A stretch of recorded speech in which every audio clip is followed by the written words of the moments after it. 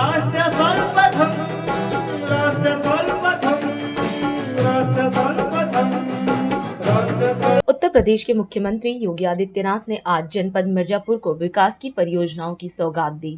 इस दौरान वह आयोजित कार्यक्रम में शामिल हुए। कार्यक्रम को संबोधित करते हुए सीएम योगी ने जनपद मिर्जापुर में 202 करोड़ की 660 विकास परियोजनाओं के लोकार्पण व शिलान्यास के लिए सभी को बधाई दी।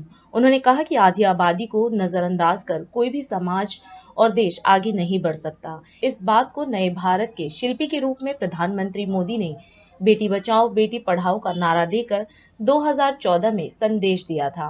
वहीं उज्ज्वला योजना, सौभाग्य योजना, जनधन खाता, प्रधानमंत्री स्वनिधि योजना से लेकर अन्य योजनाएं आधी आबादी को समृद्धि की ओर ले जाने वाली हैं। वहीं नई संसद बनने के बाद पीएम मोदी ने महिलाओं को आरक्षण देकर इतिहास रचा है।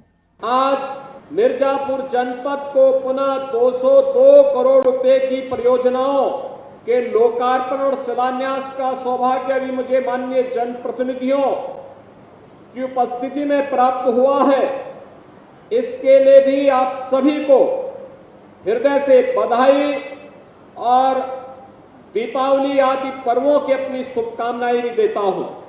हम सब जानते हैं कि आधी आबादी को नजरअंदाज करके कोई समाज समर्थ और सशक्त नहीं हो सकता और इस बात को नए भारत के शिल्पी के रूप में प्रधानमंत्री मोदी जी ने 2014 में स्पष्ट कर दिया था, जब उन्होंने बेटी बचाओ बेटी पढ़ाओ कार्यक्रम से इसकी शुरुआत की थी।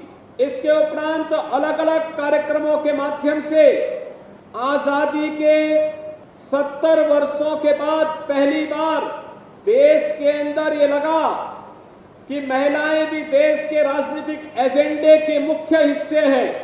जनधन अकाउंट का कार्यक्रम हो, उज्ज्वला योजना का कार्यक्रम हो, सौभाग्य योजना के अंदर उन परिवारों को फ्री में बिजली के कनेक्शन देने का कार्यक्रम हो, या फिर 5 लाख रुपए की स्वास्थ्य बीमा का कवर, हर गरीब परिवार के पास अपना सिर ढकने के लिए छत हो, प्रधानमंत्री स्वनिधि योजना हो या प्रधानमंत्री स्वामित्व की योजना।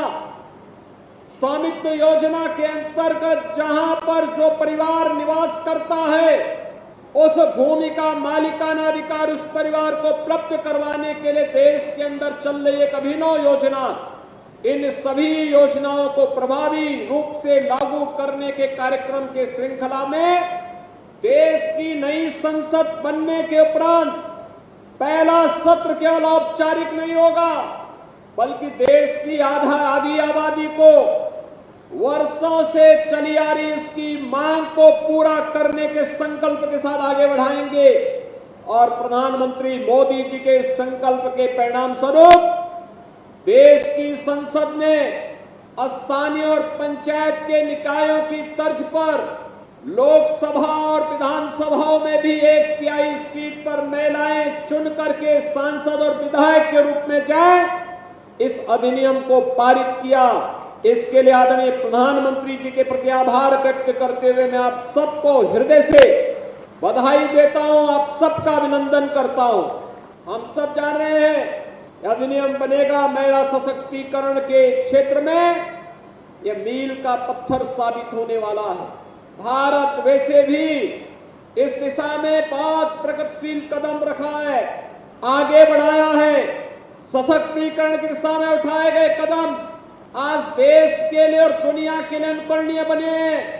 उसी श्रृंखला में अधिनियम का पारित होना दुनिया के आधी आबादी के सामने एक नया आगे बढ़ने का प्रकाश स्तंभ प्रधानमंत्री मोदी जी ने प्रस्तुत किया है। और भाइयों बहनों, इसीलिए आज मैं फिर यहां मां विंध्यवासिनी धाम में आकर के यहां की बहनों की ओर से प्रधानमंत्री मोदी जी के प्रति आभार व्यक्त कर सकूं, इसके लिए आपके बीच में विशेष रूप से आया हूं। और आज मैं आपके बीच इसी बात को लेकर के आया हूं कि प्रदेश में और केंद्र में दोनों सरकारें मिलकर के आधी आबादी की सुरक्षा के लिए, उनके सम्मान के लिए, उनके स्वावलंबन के लिए पूरी प्रतिबद्धता और ईमानदारी के साथ कार्य करेंगी। मैं एक बार फिर से महिलाओं को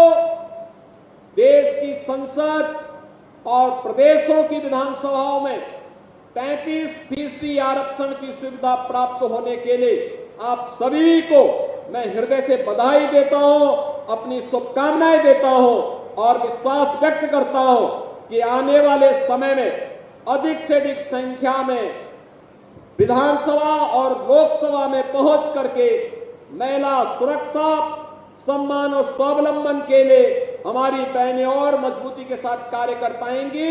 एक बार फिर से मां विंध्यवासिनी धाम के श्री चरणों में नमन करते हुए आप सबका अभिनंदन करते हुए अपनी वाणी को विराम देता हूं।